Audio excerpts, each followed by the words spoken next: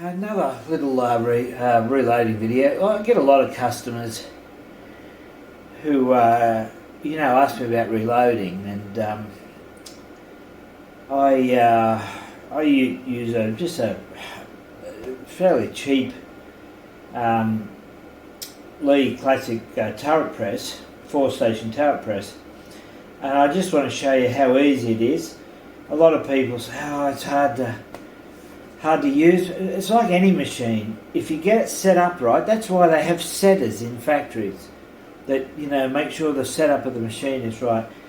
Just set up the machines right. If it's lubed right, if everything's aligned right, I find they work really well. I'll just run a couple through just to show you just how easy it is. Case in. I usually index it by hand. When you go all the way down, it will index itself.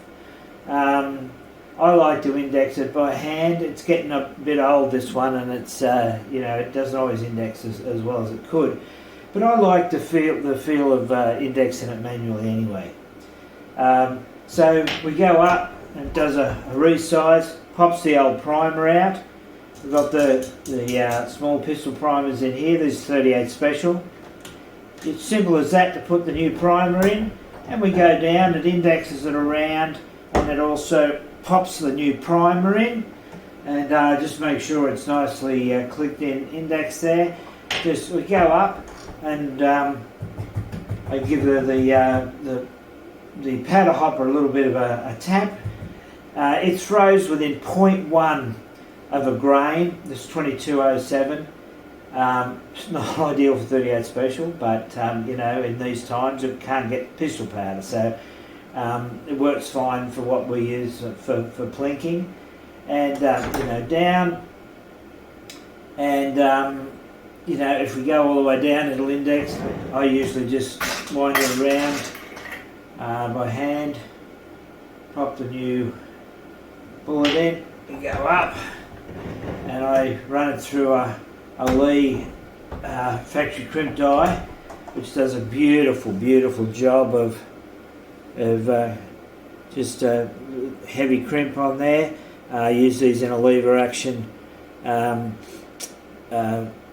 Winchester copy, so I like to crimp them. I'll just do one without talking about it, and just show you how fast it is to do it. So first station, resize, pop the primer out, new primer in,